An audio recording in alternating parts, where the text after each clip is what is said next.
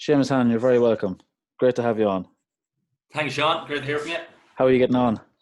Not so bad now, yeah. Keeping well. Keeping well. Keeping a routine going. Trying my best, yeah.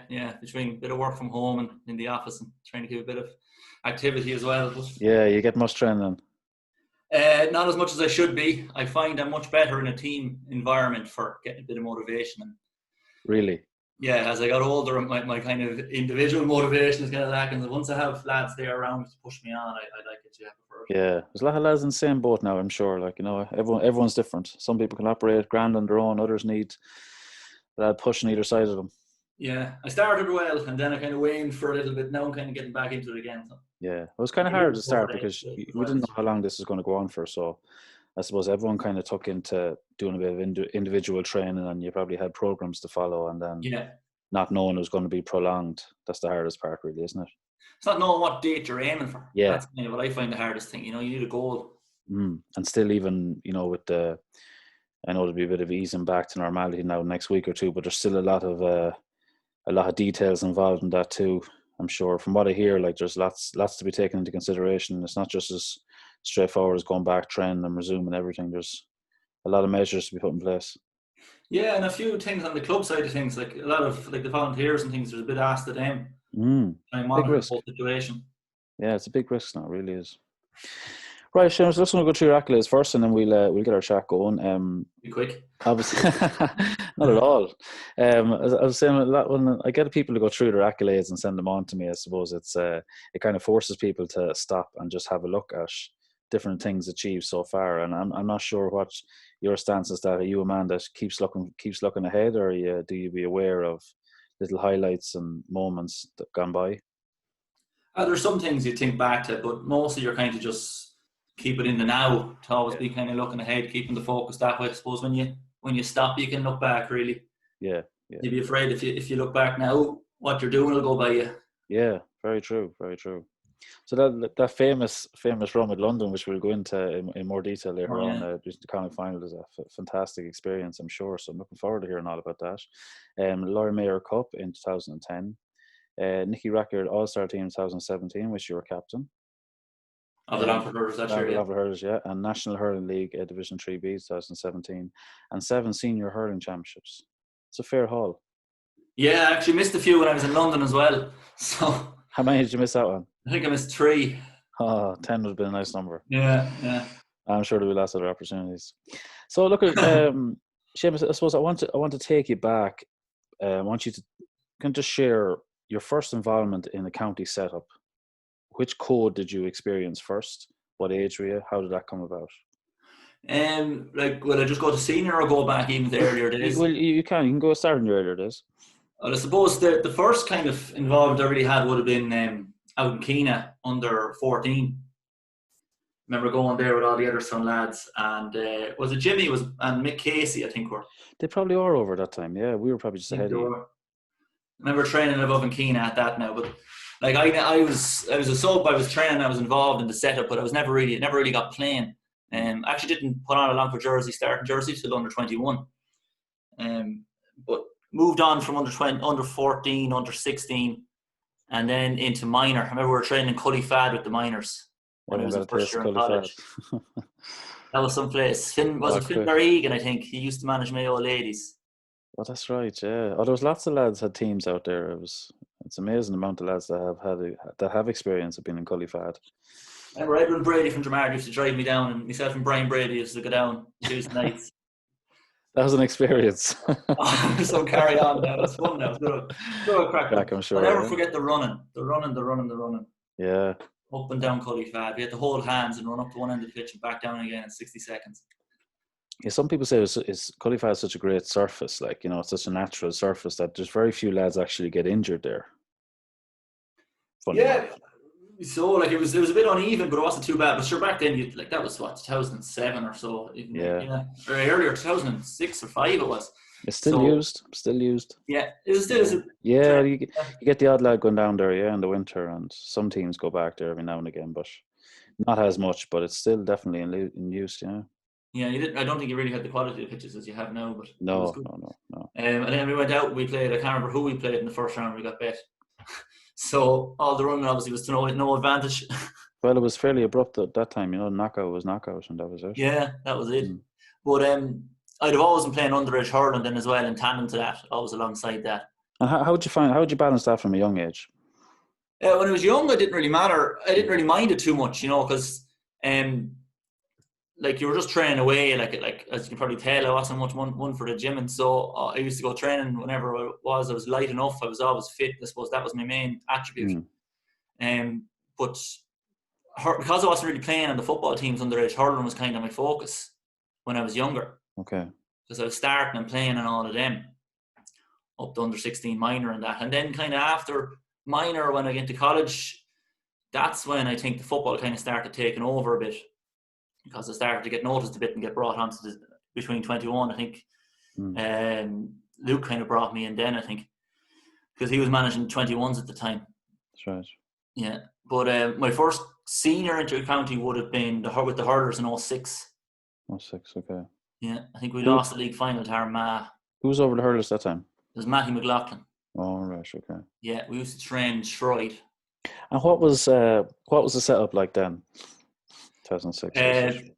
Polar opposites, I'd say. Like we used to train 3 nights a week. It'd be Tuesday, Friday, and you had your match then at your weekend, and that was it. Then you weren't hurt again until you went back to training the next day. Really? And what were commitment levels like back then? Would you have? It would have been decent, to be fair. Like I don't remember going to hurling trainings, and back then we had there were some fantastic hurlers playing county hurling back then. Yeah. And I'd say there was rarely less than 20-minute training sessions. Yeah, because which would have been good. Like when you're involved in the football so much, like you're kind of oblivious. Like you wouldn't hear or know the ins and outs of the hurling at the time, because you're so engrossed in your own thing. But yeah, it's just curious. Obviously it's ever evolving. Like, so I'm just curious back at that time, what sort of a setup was in place. Where would you have trained normally? Like you say, with the hurlers back then, we trained in Shroyd. It was awful. Remember, you had to keep the ball low because the lights weren't good enough, and the grass would be up to your knees. And I remember my very first training session, Matty McLaughlin put me out in Shroyd, and he put me marking Sean Brown. And Sean Brown, I don't know if you mentioned, he's a monster of a man. His arms would be bigger than my legs. And he gave me a bit of an awakening that night. I think he bet me up and down the pitch. I suppose that was my kind of start to it all. And you had a hurl for good measure too. That was it, yeah. Very good. And then how did things progress on from there? Obviously, you were in the hurling setup and you stayed there, I presume. I was in for the hurlers from 06 right through to 10. Okay. I left for London, so that was 4 years. And then I got called into I think, believe it or not, 2008 was actually my first call up to the county senior footballers. Okay. When I was 21. Was that Glenn's first year, no? No, that was Luke's last year. Luke's last year, sorry, okay. Very randomly. Like I was playing under 21 during the year, and back then the 21s trained with the seniors. And I wasn't called into the senior panel that year until I think they lost the first round, ended up playing Laois in a qualifier. Right, yes. And I was at home and I was down milking the cows with my father, and my phone rang, and it was Luke Dempsey. And he said, Seamus, you wouldn't be any chance pack your bag, come into Pierce Park there today around 2:00. Cool. And that was it, yeah. Arrived in, and myself and Keane Memon were on the bench. I remember that. Yeah. Unbelievable. Yeah, imagine that. I didn't know any different. So I just, like, nowadays I don't know, I think twice about doing it, but I rocked up. There I was, sitting on the bench for a qualifier. That's very unusual. Yeah, I only actually met Luke yesterday here in Mullingar, which was strange. That's how I thought of that. It didn't come up in conversation, did it? No, it did not. Yeah, that'd be a rarity nowadays now, yeah. It was very odd. But that was 2008, yeah. 2008, so then you rolled in, you were playing both codes then in 2010. I was playing both codes in 8. I was playing both for a period. I was in with Glenn then in 09. Up until, when was it you went over to... You went over to France, I think, on a training camp. That I wasn't around for that. Now, something tells me that was that 2010, was it? No, because we didn't go. I was there in 10. We didn't go away in 10. Maybe it was 9 then, the year before. Yeah, I know, but it was the week before they went away. He dropped me. Okay. Right. So I remember that was my final year in college. I was raging, so. And come here, how was that delivered to you? Just said he had to cut the panel leading into the championship. It was after the league, I think. And just a phone call, really, To be honest, I was in my final year in college that time, and it was pretty busy, so it was probably a blessing because it let me kind of have a bit more time to focus on my final year exams. Yeah. But I didn't feel like that at the time, to be honest. No, of But I was course probably not. quite disappointed. Yeah, I know the feeling actually. It happened to me with Luke actually. I was in college too. Similar call, but yeah, not a nice call. I suppose when you look back now, you're able to say, yeah, it probably was. It worked out well given the academic side of things, but a difficult thing to process at the time, I'm sure. It was like to be honest, I wasn't really. It was a good thing for me, I think, now looking back, because it gave me that extra bit of drive, to make sure I made it then. Yeah. But as I was saying, like I never played a minute with Longford up until 21. Mm. And I think the main reason why I started to push on was playing hurling or football in college. Okay. When I was in DIT, because I was exposed to training with high quality players. Yeah. And I think that really brought me on a good bit now and gave me huge confidence. Yeah, it gives you massive confidence because you're competing with these lads and you're well able to play with them and against them, Exactly, yeah. And you're matching them, you're doing fitness tests and you're beating them. Like it says, Jesus, if I can push on here now, I have a chance of making it. Mm. So that was great, and I really enjoyed that. That's the beauty of it, because there's another side that's supposed to be involved in your own county setup too. You can get very caught up in a world there, like where you're kind of questioning yourself. When you're in college and you're playing with different lads in different counties, and you come across big names. It gives you that awareness you wouldn't get if you never played at that level. Yeah, it does. Yeah, especially. So it was really good. Like, the funny was, when I was in college, I was in college for 5 years in Bolton Street. The first 4 years I played only hurling.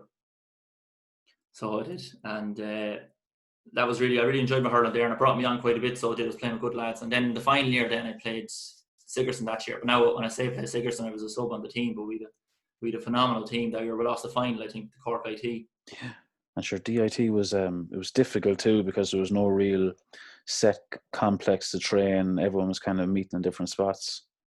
Yeah, and we used to be training in Bridget's, or we'd train above in Ballymun-Kickham's, or you'd be out in Grange Gorman, then you'd be all over the place. Yeah, it was a big commitment too at the time. Yeah, it was good. But the hardest thing was, like, between you had the college team, then midweek you had obviously the county team when it was on it, you had the county hurlers then, and obviously your club footballers as well, Yeah, you're an awful lot traveling. But I don't know how young lads do it now when they're involved between school teams, under 21s, minors, all them different teams. It's heavy going. Very heavy going, yeah. It's probably one of the most challenging aspects of it now, isn't it? Yeah, and I'd say, I think the game is a good bit more physical and harder hitting now, so it's tougher to keep that going nowadays than it was back then, I think. Yeah, and then when you think of the travelling you're doing, then you come down, you have to think of your prep work before you go out onto a pitch. Lads been stuck in cars for whatever length of time, and the last thing you want is to pick up a silly little niggle because you didn't get the proper work done before you go out, and then that has its own problems afterwards. Exactly, yeah, and then you feel like you're falling behind and stuff. Yeah, exactly, and a lot of that can be in the head too. But as you know yourself, when you're in a pressurized environment and a competitive one, you're kind of trying to stay ahead all the time.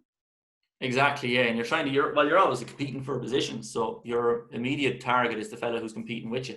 Yeah. And I find I was always watching him in training, because trying to get ahead of that person, make sure you have your nose in front, and like you said, if you pick up any knock and it knocks you back, you're like, right, I have to make that ground up again.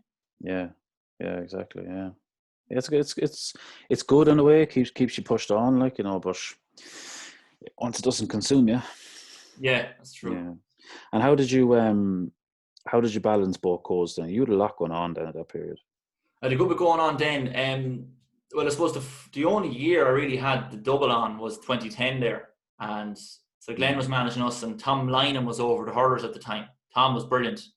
Okay. So it was brilliant, to be fair. Really, Tom pick up the phone to you, have a chat with you there, no problem at all. There wouldn't be any issues.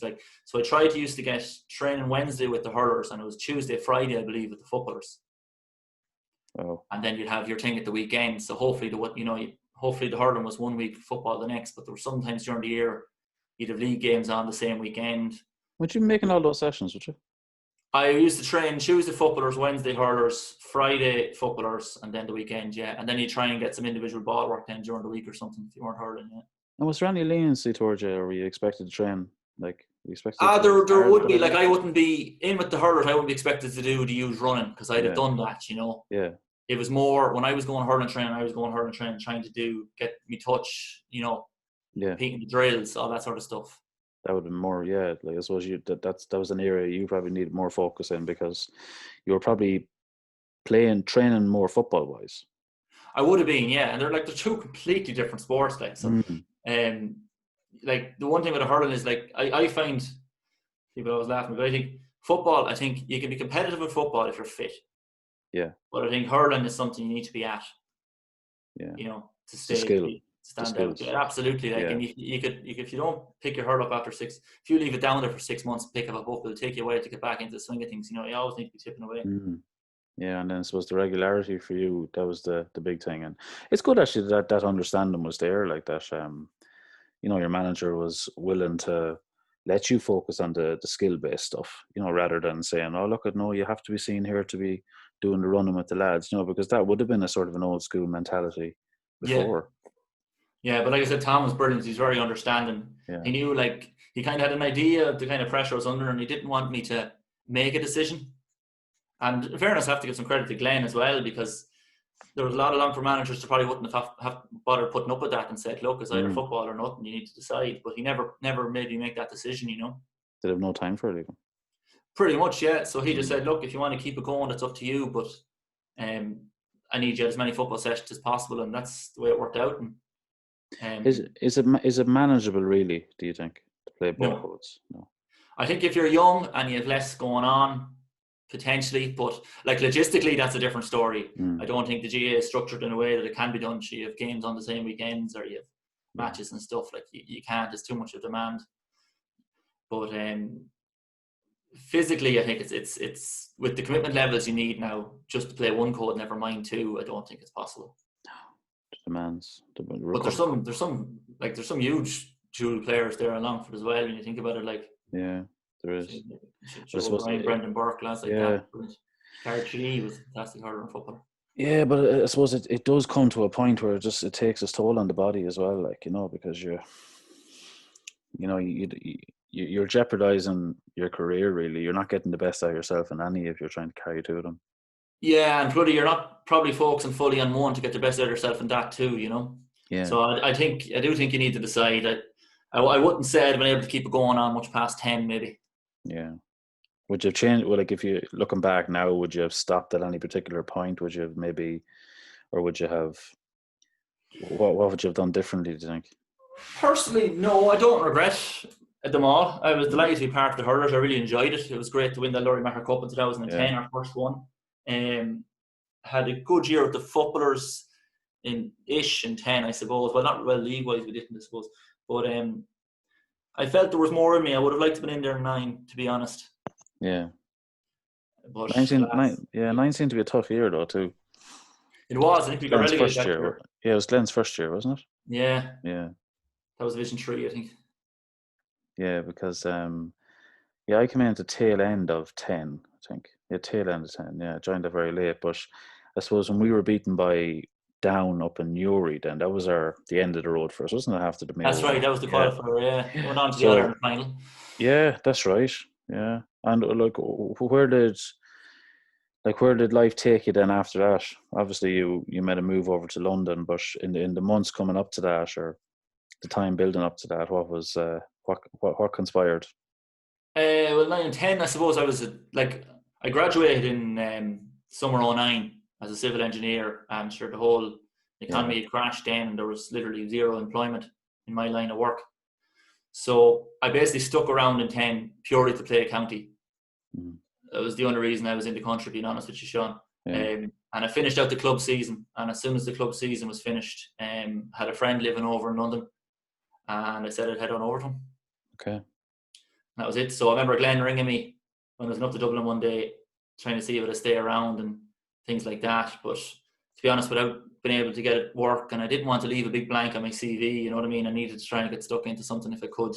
Yeah. So that was the decision I made. Probably regret it slightly in that I'd have hoped I'd been in there in 11 and 12 and, potential league titles there. But what's to say you'd have made it either, Well, I think as you moved on, it's, it is, you can look back and think that, but then I'm sure there's the other side of things. Like, it was a very brave move to make as well, and a very fruitful one for yourself down the line, Yeah, true. Like I don't like. I suppose you're looking back at things worked out for a reason, I suppose. And look, you make the decision in your best interest at the time. And to be honest, once you make the decision, you go head first into it and do your very best with it. Yeah. And so that's what I said to myself. Look, this is where I am. I'm gonna make the best situation out of this. So when I went over there, decision. Yeah, tough decision. Like even say family wise as well, tough. Like would you call yourself a home bird? Up until I left, yes, very much so. And then kind of my eyes opened a bit. I think I went travelling for 8 weeks there, I think, at the end of college to Australia with a friend of mine. And that kind of opened my eyes a bit to what was out there. There was a lot more than just, I suppose, the farm, Edgeworthstown and Longford. But that was good. That gave me a bit of an inkling. I say if I didn't go on that trip, I don't think I'd have gone to London personally. So that helped me all right.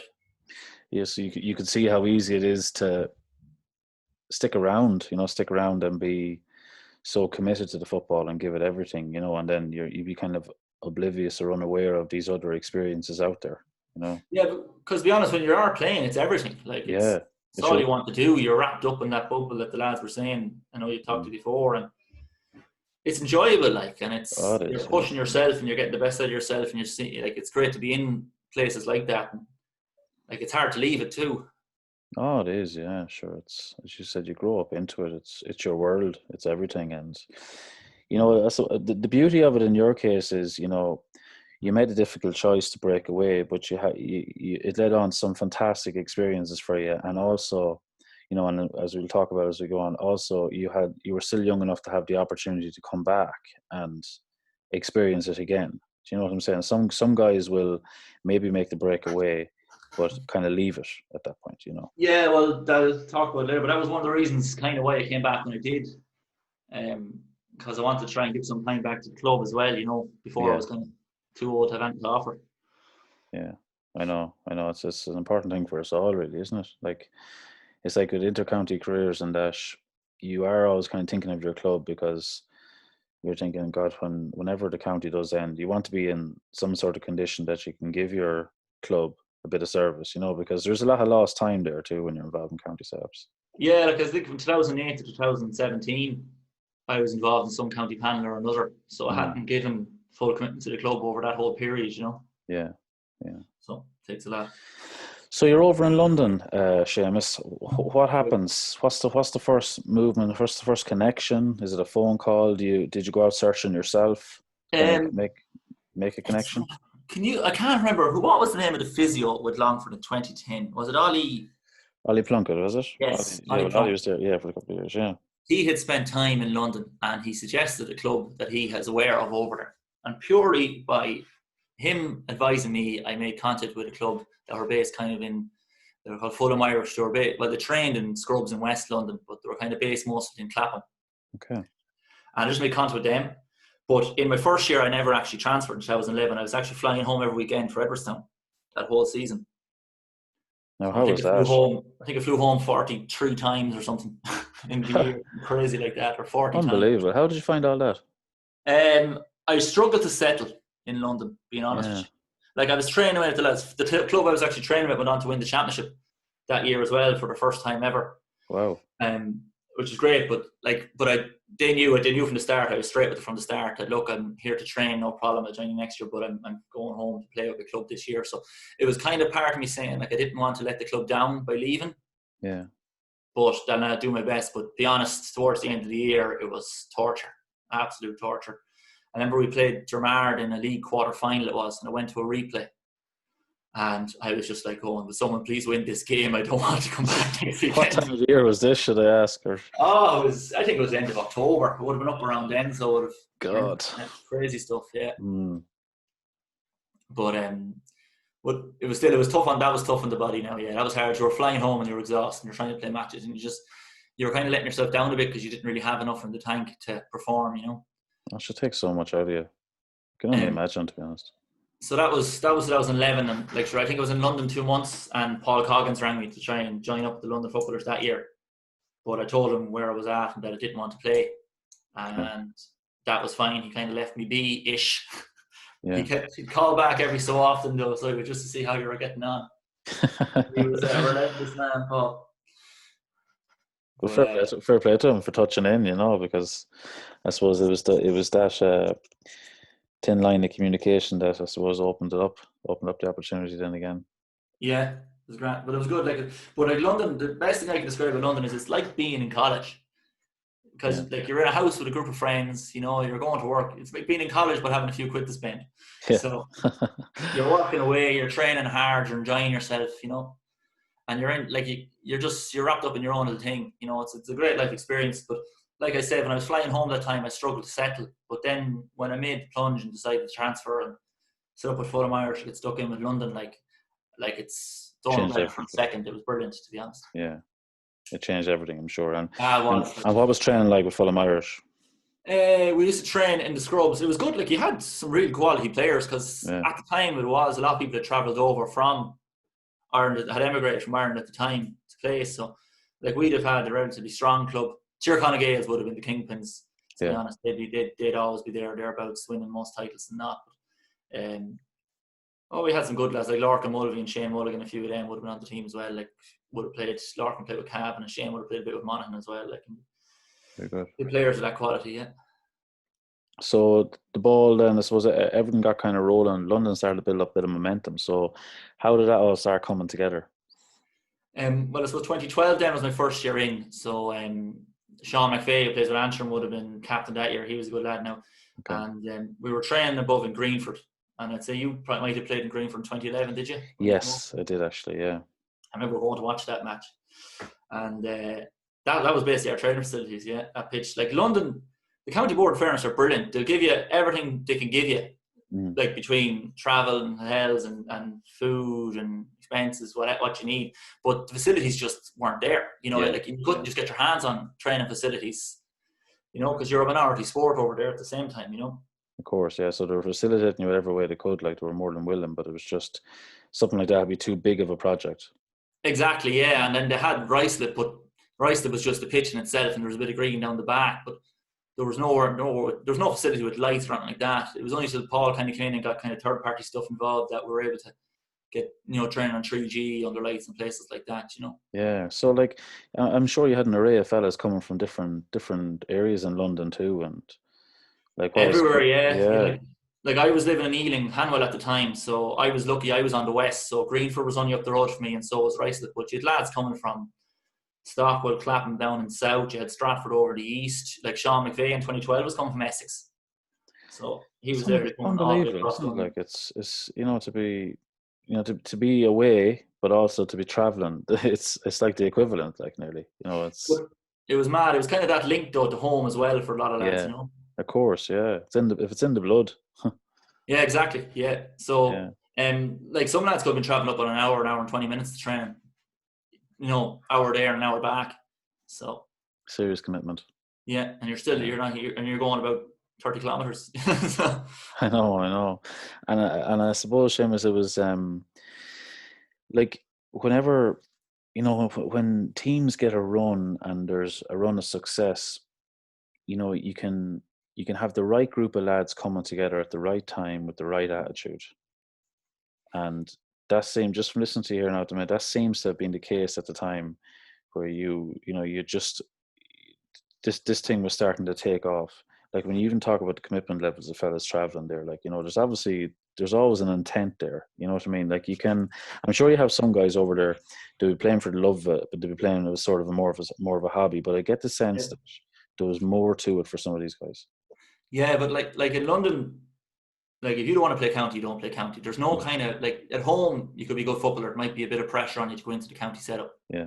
In London, there's none of that. If you're involved in the county setup, you're there because you want to be there. So that's a huge hurdle crossed immediately. Wow, yeah. And then, like in fairness, trainings were always well attended and they were tough. So leading into 13 would have been a complete system change by Paul. Like we had some phenomenal coaches as well involved. Kevin Downs there from Cavan, brilliant. Yeah. And how did he source these, or like he just obviously had the connections over there? These guys were there. Kevin was over there and involved in Tyrconnell Gales, the same club as Paul. Yeah. Then you had Tony Murphy, would have been a good friend of Paul's going back years. He was a selector, and Paul Murphy then has a successful gym business up there in Belfast now at the moment. He would have been our S&C coach, 13. Paul would have recruited him, very good. They made nutritionists in there as well, and then we had the 2 physios. But like the physios would have been like I remember one of the physios, Jenny was her name, she's very good. Like she would have been, I think she worked at the Olympics and she's working with Premiership soccer teams and everything. Like phenomenal talent. Like Fabulous, yeah. So like he had an extreme, like he had a great setup in place, which is massive. Yeah, it was super now in fairness, and like but behind that, like you had some amazing volunteers. Like there's some great lads there between Fulham, Parnells. You had lads there in Tyrconnell Gales as well. Were brilliant. Like and really supportive of everybody trying their best for the county team. Yeah, and oftentimes it's those characters on the fringes like that are, that you never forget them. That's true. Yeah. So it's funny when I was back over there at Ricelip. Where was it? 2 years ago, I went over to London and I bumped into a few of them in Ricelip. Yeah, it was just like I'd never been away. It was mad. Yeah, and then obviously, Seamus, you were given the honour of captaincy as well. How did that come about, or was it something like had you foreseen it, or was it something that kind of came out of the blue to you? It kind of came a bit out of the blue, to be honest. Like 13 was like we were called. We remember going in for a meeting in 13, a pre-star meeting. It was like the second week in October. Paul called us in for a meeting and basically went through it all. And we looked at the championship. That was all. That was the only thing we were focused on that whole year was championship. And we had Leitrim and then Sligo. We knew our run. So you had a Division 4. Sorry, it's Sligo first and Leitrim second. So you had a Division 4 team, Division 3 team to potentially get to a Connacht final. So we knew from October that we had a chance of doing it. So we were literally planning this for 7-8 months, I'd say, gearing solely towards them 2 games. But like it was crazy. The training really upped the notch. But I don't know, we were training away. We were inside Greenford, and Paul rang me then at work one day and she said, "Look, Seamus, I'm thinking about making you captain." And I just said, I didn't expect it for a minute, but it was an honour. I was more than happy to accept. But at the same time, you have to understand there were ridiculous leaders in there on that team. Like captain, as far as I was concerned, I was just going in for the toss. That was it. It was never a matter of having the lead right on the pitch, because you just turn. If you weren't leading that day, the man beside you would be. You know what I mean? Yeah. Well, I have absolutely no doubt, Seamus, you were leading in many ways that you probably weren't aware of. Like, I know it's easy to say that, but when you're given a position like that, and you have to notice some change, I suppose, in how you view things from that moment on. You're probably asking yourself these questions, right? Well, what should I be doing differently here now? And you can kind of lose the focus when maybe everything you're doing at that moment is enough. Did you go through that period for a while after you were asked, or was there a few things you were like trial and error type scenarios? I'd have bounced a lot of things off a couple of one of the housemates I was living with at the time was playing with us as well, and I'd have bounced a good few things off him, and he was a great soundboard. Yeah. But I'd have been kind of a link between Paul and a lot of it. We kind of had a leadership team in the team, 5 or 6 lads, and I'd have kind of been a link between Paul and them. And if the ideas they'd have, I'd go back to Paul with them. But Paul would ring you every single day. Every single day he'd ring me. I'd be on the phone for 35 minutes at work, and I'd have to say, "Paul, I have to go here. I can't talk to you." And he'd run away in his own little trade shots. But I wasn't the only person he was ringing, by the way. Everybody. Yeah, a pure love for it. Like, oh, stop. It was just infectious. He'd every come down the phone and hug you if he could. He was that excited. But he'd be going through tactics, and they like to play this way, and I'm thinking about playing you here or whatever. And then he'd go through his plans for someone else and discuss them with you and see the way they're thinking and try and get your feedback on it. I think a lot of that was to try and get you to buy into the whole thing and believe fully in his plan, because you had an input in it. Yeah, of course, yeah. God, he was great. And you were trying to get this across all the lads on the pitch. But the one thing I remember seriously about 2013 was the intensity of training. It was crazy. I remember the competitiveness was ridiculous. Everybody was fighting for a jersey with great numbers. I remember one day we were training above in Ricelip leading up the championship, and the brawl broke out there because there were 2 midfielders marking each other fighting for the spot, and neither was given an inch, and they ended up boxing the heads off each other, I think. Jesus. Yeah, it was mental stuff. Yeah, and runs, you'd be there doing sprints, and some fella would be looking over at you, giving you the eye, telling you you're weak, you're not going to pass. I got you bet this time, and all sorts of stuff. It was crazy stuff. Yeah, but through all that, you were creating a serious bond. Definitely, yeah, it was. It was great. Now, it really was. Yeah, it's unbelievable. I can't. His approach is, like in order for all you guys to buy into this, he had everything in place, even the leadership group, and that kind of only kind of filtered over here. And now there might have been some county teams at it, but that in latter years is only sort of filtered into inter-county setups over here, leadership groups and communication, because it's such a key part of it. But he had a great way of he'd making you believe no one was doing what you were doing, Yeah. Like he'd be out there in Greenford and the place would be pure muck, and you'd be training because he says no one else in Ireland is doing this right now, kind of way. Yeah. I remember he convinced the county board to buy weights. I'm doing a S&C coach, and we had a kind of a pop-up tent that we used to leave erected, and then we had a big shipping container, and all the weights were stored in there. And because it was so small, we had to split the groups into 3. So some would arrive at, say, at 7, then there'd be a group at 7:30, another group at 8. And the group that arrived then at 7 arrived early, and they'd set the whole thing up, and the last group put them all away. Wow. I remember training in November outside of Greenford in this little pop-up tent, and then you go out then and do your field session. It's like you're doing all this sort of stuff that no one else was at. Like, it was madness. It's very unique. Very, like that's such an effort, and I don't mean that in a negative way. I mean, such a positive effort, like to get lads to, like, let alone commit, but to be, to even the small things like that, setting up camp for the rest of the group to come train, and then the final group in to pack away stuff. Like, it's such a great discipline. And but it was fun. Like, it was enjoyable as well. Well, and, you felt part of something special, I'm sure. You did, yeah. But that was like I was saying, like I wasn't in the day of hair time, but this was my first kind of instinct into like the really serious training. Like, we were training probably 5 nights a week, I'd say. You'd Monday gym, Tuesday field, Wednesday gym, or then you'd have Wednesday could be a running or individual running session, and Friday you'd be back in the pitch, and then the weekend you'd have your matches. Remember Wednesday we'd split it up into different groups. It could be 5 groups depending on where you were in London. So that'd be kind of leadership team. That's where that would have came from. Okay. So you'd have a group, say, in Stratford, a group down in Clapham. I was at a group in Ealing. You have a group up there in Harrow as well. And I remember we'd have the run session sent through to us. And you'd go out, wheel it out in the park, and away you'd go, say, at 8 o'clock at night, doing the runs in the dark in a park in London. And it was mad stuff. And I remember we were training there one night in Ealing Common. And there were these 2 Australian lads watching us. They were out jogging around the pitch and said, "Lads, what are you playing for?" We said, "Oh, we're playing Gaelic football." We explained to him. He says, "Right, do you mind if I train with you?" Before we know it, we had 2 Australians doing the running with us as well. How did they fare out?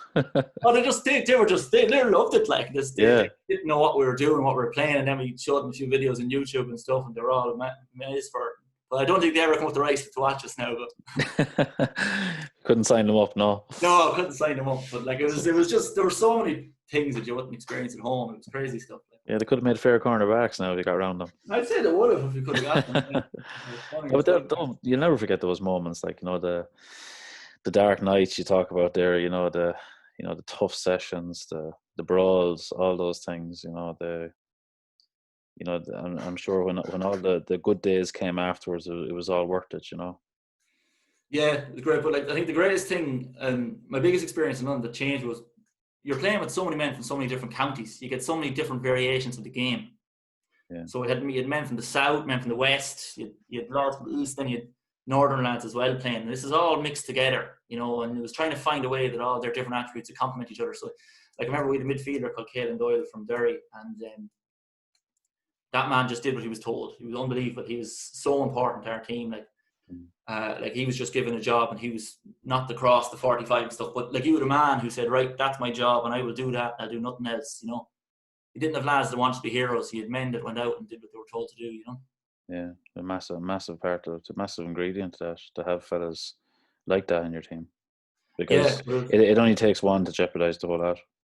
Yeah, but it was great to see all the different styles play as well, different. Yeah, and I'm sure some of them would have, because styles can be very slow to filter through into other counties, and I'm sure you would have had lads that were already playing probably in blanket systems and different sort of systems that kind of had evolved that other fellas mightn't have experienced, and they had new ideas probably, and they're throwing them out for discussion and seeing what worked.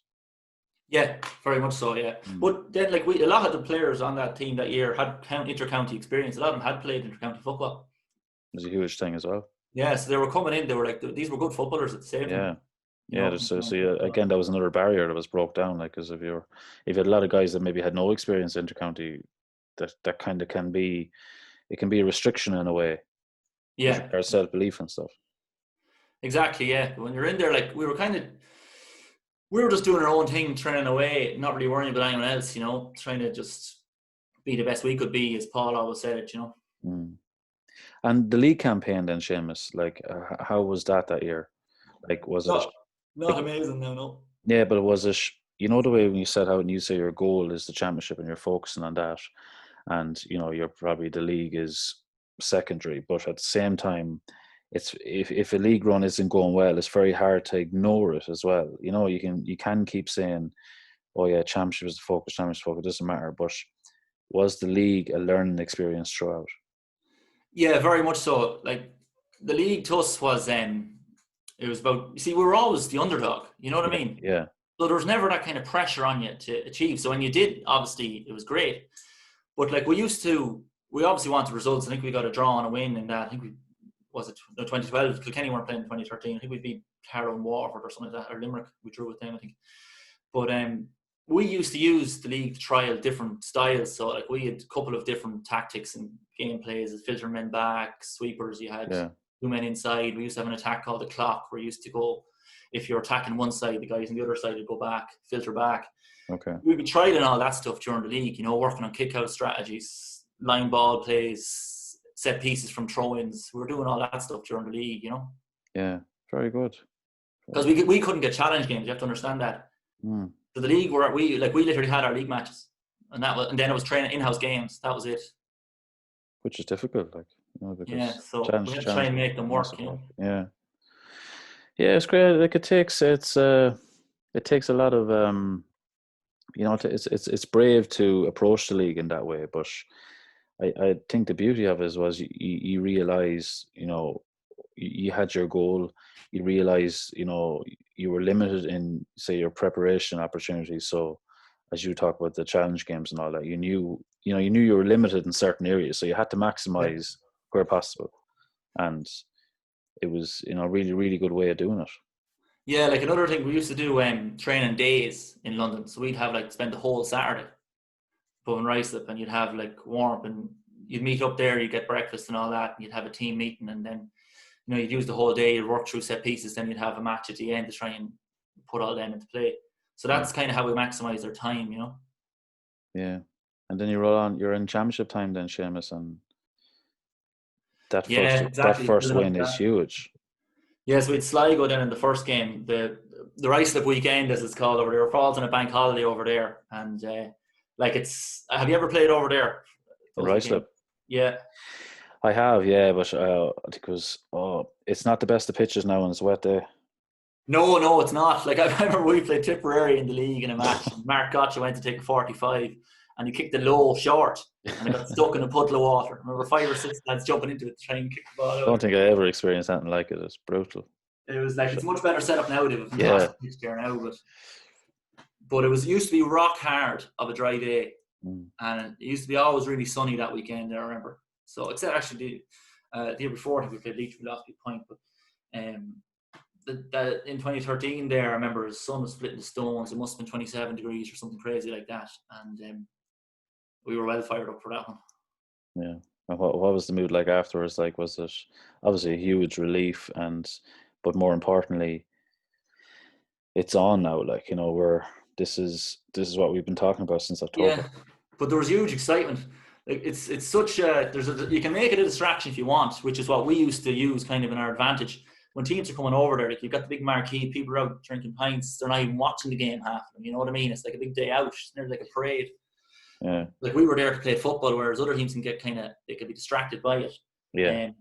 So we tried to use that, and we started really well, I remember. We got into a good lead. To be fair, we were kind of on top. Now Sligo had a good chance, and the keeper came off his line, and they ended up hitting the crossbar. But I think we dominated that game for large spells, and we missed a penalty and had a man sent off. We were down to 14 for about the last 20 minutes of the match. It was only kind of then Sligo started to come back into it, but I suppose belief got us a bit over the line. I suppose in 2011 then, they had pushed Mayo so close. In 2012 we had lost by a point. So 2013 we were adamant. that wasn't going. We want to make sure to see it out, but we got our bit of rub of the green there towards the end. But Yeah, every team needs it. Like, oh, absolutely. You said that. I don't know who you were talking to about. Was it Joe was saying every time you win a championship? It's come up quite a lot. Like, with a lot of teams, think any team that wins can always pinpoint something or a moment that happened throughout the championship, and like there would have been that sort of that thing attached to London, that inability to get over that stage. That was always underlying, I'm sure. Yeah, it was a huge thing, and it used to crucify us in games. We'd be dominating, lesser opposition, all right, but we'd be dominating matches, win great positions to see out the wins, and next thing you know, teams start clawing us back, and it was just that kind of inner belief to get over the line was something we just didn't seem to be able to cross, Yeah, and then the shackles are off after the first victory. Exactly, yeah. So we beat Sligo. I think I won't say it was a 45, but let's just say it kind of a hand of Maradona there towards the end. He said nothing, you don't say anything. Exactly, yeah. But when the umpire waved it wide, I don't think I've been happier. Eventually we won. It was crazy. Like, my parents were over the match, and I remember meeting my father in the middle of the pitch. It was magic moment. It was unbelievable. Yeah, it was. Yeah, you'll never forget it. Yeah. Then party that night. Huge party that night. And I remember some of the Sligo lads stayed over, so we ended up meeting them the next day as well. Yeah. We were partying with them then the next day, bringing them around the hot spots of West London. Not so bad. Had to be done. But then back to the drawing board, I'm sure, next week. Paul had us back on the Tuesday night and absolutely dogged us. So, yeah. That fear. Back to normal. Back to normal. Refocus. And what was the gap then between the Sligo game then the Leitrim game? Leitrim was it 3 or 4 weeks, I think. Okay, so you had a bit of time. Because it's more spread out, you see, in Connacht, because obviously there's less teams. Yeah. I remember that was the weekend. My cousin was actually getting married down in Kerry. I remember flying home early to go to that and then driving up for the Leitrim match. Are you serious? Yeah, I drove up from Kerry all the way the 2 days prior. Yeah. God. Like you were saying about missing all these occasions and events, which you did, but so that was my first cousin, but they would have grew up next door to us when we were kids, so something I couldn't miss it. I know. Has to be done, yeah. It took hard getting the permission from Paul to go to it, I'll tell you. I'd say that. Well, look, he could have trusted you to have manners. That was a big thing. I had the 2 days prior to the match, which was good. That helps. Yeah, you kind of know when you request things like that whether they trust you or not. Yeah, exactly. Yeah. So talking through the Leitrim game then. It's a strange old game. I remember coming going into the match. I think they got a point at the start, and then I came down and got a point. That settled us a good bit. I think it was Lorcan Mulvey got a goal kind of against the run of play. It was a long ball kicked in, and the goalie fumbled it, and then Lorcan bundled it to the net, and that really helped. We got 2 goals that game. Leitrim were kind of coming back into it, and then Sean Kelly and Mayo lad come on and got us another goal to put us in the lead, and then Leitrim were chasing the draw then towards the end. But I remember Emlyn Mulligan going off. He wasn't fully fit that year, which was a huge plus to us as well. But we had Mark Gotcha starting the game. He went off injured. He would have been a huge player for us in midfield. So we had a lot of people say such a thing happened to such a team, but we had huge setbacks as well that whole season. Losing us to injury and it's away, and boys getting sent off and missing penalties, as I said. So you always have that kind of when you're not expected to win. There's always these people are always coming up with this and that reason, but it's just the same for both sides. Yeah, exactly. It is. Yeah, it does, and I find it evens out. But look, we got the draw, and then the replay, which we thought was supposed to be going to Ruislip. We were told it was big debate next weekend, but sure, the county board had nothing organised for the following weekend. Yeah. So during the league, we'd have a deal with CityJet, and we used to fly home with them. How many? Because we knew exactly what weekends we were going home a year, and then Beauty's Hotels used to sponsor us, so we'd stay in the hotels there as well. So we had a whole setup for the league games, but not so much for the championship. So we had our first game, I suppose. When we won that, the boys had to start thinking about the next round. Yeah.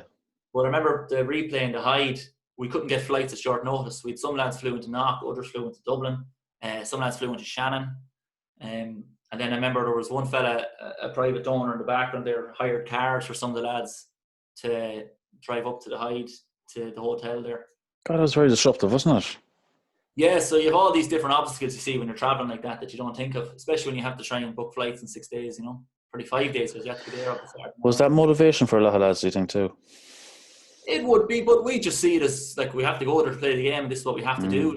The county board did everything they could to get us there on the right times and the flights that suited. So we just got on with it. You know, you didn't really think about it because it was only, like I said, it was an obstacle or an distraction if you made it one, you know. Yeah, exactly. I suppose you're all conscious you've made this effort, such huge effort to get to this point, to get to the game. You know, like Yeah, it's bound to 7 minutes away. Like, it's bound to play in your mind saying, look at let's not make it for nothing. exactly. I think Paul brought us a knock before that semi-final as well. Very good. Everyone go, yeah. Yeah, whoever was on that kind of group on that flight Yeah. went. Yeah, I think it bumped into Father Begley, I think, over in Knock. Oh, really? Yeah, I remember sitting in the Silence Chapel in Knock, and we were all down the back, and this priest was up the front praying, and we didn't think too much about it. Next thing you know, in the Silent Chapel, he turns around and shouts out, "Is there a man by the name of Seamus Hannon amongst you?" So everybody looking at me going, "Who is this fella?" So for the next 30 minutes, he proceeded to tell us all about Longford football and wishing us well and everything. So that was That's a nice moment, wasn't it? very funny. Yeah, it was strange. Yeah, it was gas. God, it was meant to be. It was. Yeah, well, he told us it was. So Yeah, absolutely. Yeah, it was some journey, and then look at it was all worth it, and the dream came true. yeah, it was a strange match, that replay. I remember I went off at half time. I got an injury, and we were 2-10. I would say to the lads, we were 2-10 to a point up. I ended up winning it by a point in the end. I was like, what the hell happened? But it was that win in Hyde Park. It's a strange old game, but Jesus, just so delighted over the line. I'll never forget the end of that match. The crowds on the pitches and the excitement was incredible. Yeah. How was the support for you from back home around that time? Like, were you getting well wishes, or did you feel supported? Oh, definitely, yeah. Like the media got all over there after the first win. You know, like the first time any of us would have really experienced stuff like that. You were kind of guinea pigs, really, in a way. Lads arriving over to interview and stuff like that, but you'd have a lot of family would have travelled from all over Ireland to the matches in Ireland, you know. So like the Hyde Park would have had a great support. It would have probably matched Leitcher, might say, to be honest. Yeah. Because you had a great mix of accents and everybody from different parts of the country coming down. Because you have to understand, they probably only get to see their sons once, twice, 3 times a year, you know. So it was a great opportunity to get down. They're all very proud as well. Fantastic, yeah. Very good, very good. And then I'm sure another party after that game. Yeah, I remember. Yeah, there was before the match. I'll never forget it. We were in I don't know if you played in the Hyde. The old dressing room was down in the corner, and Leitch was on one side, and we were on the other. And Leitch were blaring out "Thunderstruck," coming through the walls. And we were. This is before we had no MP, what you call them, speakers or anything. So Paul Collins got the phone and he put on Chumbawamba. I get knocked down. So like this head the ball walking through the dressing room, just about to go out into the pitch in 10 minutes, like, and he's walking down. I get knocked down, but I get up again. Stop the lights. That's where the whole thing at the end is. There's Sunday game had us inside the dressing room. We're all singing. I get knocked down. Yeah, well, but they're great. They're great memories, like great moments. Such random stuff. It was very fun. Yeah, that's just all part of the journey, isn't it? Yeah, true, yeah. And then the hype, then Seamus coming up to the final, like, must have been unbelievable too. Yeah, it was silly. Like, you're going up to the final really well. Sky Sports, RTE had all watching us at training. Marty Morrissey come over to meet me at work one day and a couple of the other lads. Remember, I was at work, like, and then he says, "Can I meet you?" And I had to go outside the site, and all the lads staring out the site, going, "Who the hell is that fella?" And Marty thinking, like, I remember outside King's Cross Station, and they were there trying to interview me outside the station, and someone from the station came to stop them because he needed a permit. He was like, "What is this, Seamus Hannon, Longford footballer?" And your man was like, "What are you talking about? Get out of here! You can't be filmed." So they ended up bringing me onto the underground, but I think it was just they didn't understand over there that, like, it's no one knows about it. Like, you know, unless you're an Irish person or you're involved in that community, no one knows what's going on. You know. Yeah, of course. The hype was mental. Like, you had interviews going on before it was it became a distraction. It did, to be honest. Like, you had, I think the Sun wanted to charter us a plane, and Aer Lingus ended up chartering us a plane home for the match, and you had Boris Johnson sending us well wishes and people sending messages to the Queen and all sorts of nonsense. Like, yeah, unbelievable though, unbelievable experience. But did it impact you? Do you look back on that as a sort of a, like, did it tint it a bit for you in your preparations? Like, you know, as I'm talking strictly from a football focus here now. Football, you know, the games coming up, the concentration levels. Did it distract? Like, it'd be very hard not to distract you as a group. No, it did, because a lot of us would have been new to that sort of stuff, you know. Yeah. So you're trying your best to focus. that you can, but it's gas. Like, I'll never forget it. I remember the first training session after we lost the Connacht final, no one, not a sinner in the pitch. And 2 weeks before that, it was just a hive madness. You know what I mean? So, what was going through your mind, like, at that time, realising that? What was what message did you take from it? Or? Looking back, just ignore it. Like, people only want the story from you. They're not really, like, you're there to play football, and like, put all that training you've done since October behind you into this. Like, you can't let any of that stuff kind of get between your ears and distract you, I suppose. But it's very hard, you know. Like, Paul tried to manage it as best he could. He gave specific days. It was on such a day, and then there was nothing. You know what I mean? Yeah.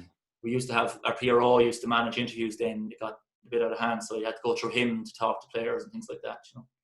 Yeah, but it's very hard to know what to do. Like, it's unprecedented, you know. Like, you getting that sort of attention. It's very hard to know how to deal with it, you know. And no matter what, I'm sure he tried his best, but look at. You dealt with it unbelievably well. You know, you did. You really did, considering, like, for the exposure you were getting and the attention you were getting and the disruption, like, to still pull together, like, and you know, the Connacht final was still a very memorable game for you. It was, yeah. I remember it was in like everything against it. Like, you had Mayo, who had lost the final the year before, who were over 2 in a row, and Connacht were flying. It was in the Kale Park as well, their home ground, you know. And then you had distractions to go with it. So, like, you were going in there trying to do your best, but I suppose deep down you kind of had a little bit of fear, and you're going, right, how do we curtail these lads? How do we compete? But at the end of the day, you're in a Connacht final, so you want to try and do your best, because at the end of the day, there's a cup at stake, you know. When will you ever be in that situation again? Yeah. But phenomenal, regardless, a phenomenal achievement. Like, it really was. Credit to yourself too. Yeah, for London it was massive. Like, sure, it never happened before. Hopefully it'll happen again. But it was crazy. But, like, the funny thing is, I look at Connacht kind of as my championship, really, because I'd only actually ever played one Leinster championship match in my time with Longford, you know. Really? Yeah, that game against Louth, and then it was just qualifiers after that, really. Yeah. You see, the opportunities are hard to come by, like, they are. Yeah. They really are. And it was it Cavan you lost out to then, Seamus, in the qualifier? Cavan beat us in the qualifier, yes. We had them the following weekend. In Croke Park, wasn't it? Croke Park was the first of 3 games that day. Yeah. Yeah, I was at that game. We were actually a draw at half time, I think it was. Yeah, it was a very competitive game. Yeah, and then they pushed away towards the end. I think the legs got a bit tired. Oh, yeah. Well, look at you, a tough few weeks, mentally, emotionally, and every way, physically. But it was a great way to end the whole thing as well in Croke Park there as well. Yeah. Yeah, look, any day you get out on that pitch, it's brilliant, isn't it? It's funny, I'm just looking at the team here from the final. I think we had 11 counties in the starting 15, 11 different counties. 11 different counties. Yeah. And how is London football now, do you think? That setup you had put in place. Did it dip for a while afterwards? It did a little bit, yeah, because you see, it's very hard to sustain. Improving players were stepping away, and then they were trying. To be fair to London now, and Kieran Deely as well, there's a lot to do with it, and Lloyd Colfer and Mark Gotch as well that were helping out. But they're trying to bring in a lot more London-based players. Yeah.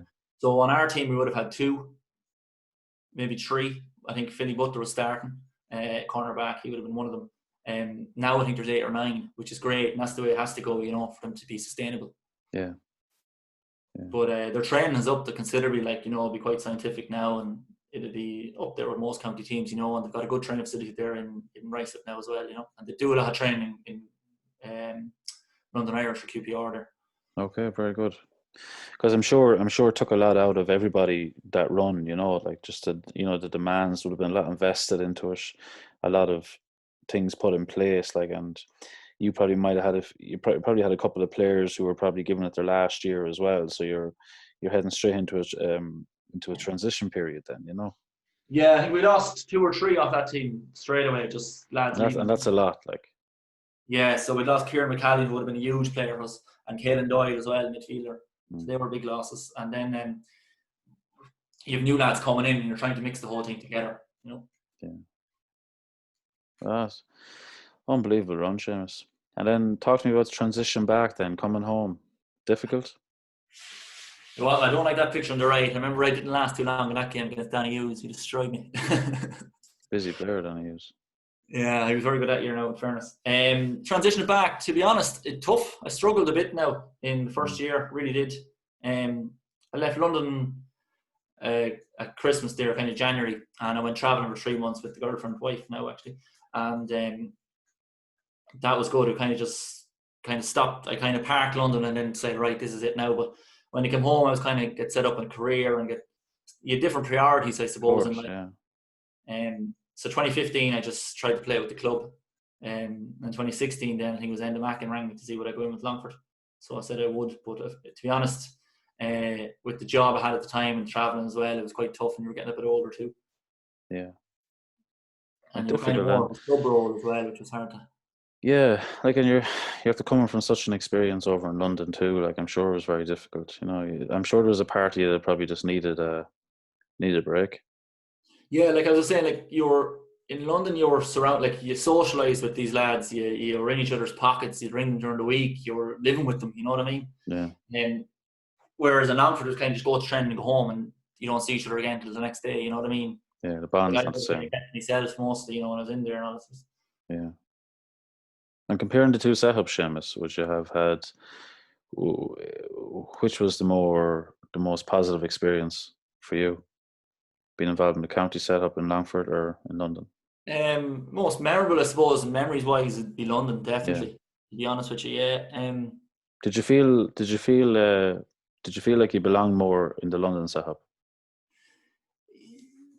I think I did. A strange thing is, like, when you went over to London, you could be whatever you wanted. No one knew you, so you can kind of start again. You know what I mean? Yeah. So you could take the good bits and leave behind the bad bits. If you know what I mean, you could take the experience you had in life and try and push on as that. So it was kind of a fresh slate in a way. Yeah, I get that. You know what? If you know what I'm saying. So yeah, absolutely. Yeah, I do. Then nearly reinvent yourself over there, which is great. Like, so it was great. Like, don't get me wrong, I was delighted to come back and be playing county football and hurling again. It was great, and I loved training. Like, it was great to put the jersey back on again. Oh, I'd say that, a special feeling again. Yeah. Yeah. Yeah. Quite a journey. Yeah, it's strange. Your greatest achievement in sport to date? Ooh, that's a hard question. I can sense you have a few memorable ones now. Yeah. Like, I suppose the London one sticks out, but I know there's other important ones there for you too. Yeah, like the Laurie Maher in 2010 was a big one. That was great to get a win with, because a lot of hurlers there going a long way for a long, long time in the bad times with Longford hurling to eventually get their day in the sun. That was brilliant. It was funny, I didn't actually get to play the semi-final that year because it was the curtain raiser to the Mayo qualifier match.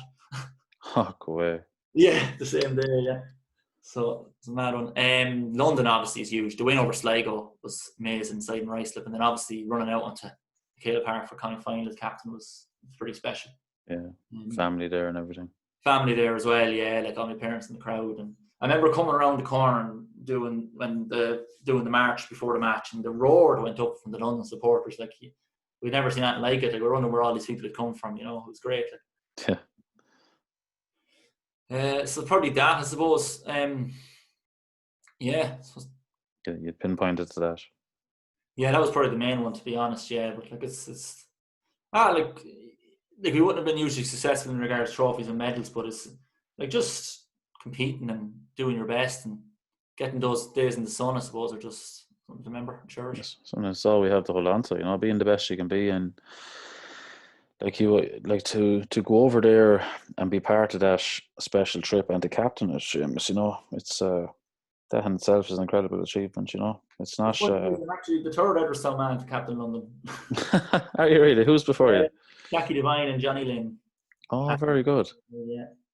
I didn't know that until someone That's told a nice trend to continue. I'd say you'll be hard beaten now, I have to say that. Well, Jackie Devine is a Leinster, so I don't know about that. Very good, Seamus, very good. Yeah. You're on the spot questions, my friend. Longford hurlers are playing at the same time as Longford footballers. Who do you tug out for? Well, I answered that one already. I tugged out for the footballers the time of that. You get a chance now to go back. Yeah. I was delighted they won. It's funny, I remember running into the dressing room after that game. The hurlers had just won. I knew I was going to be in Croke Park to follow them again, so I was delighted going out onto the pitch to play me. It was all good.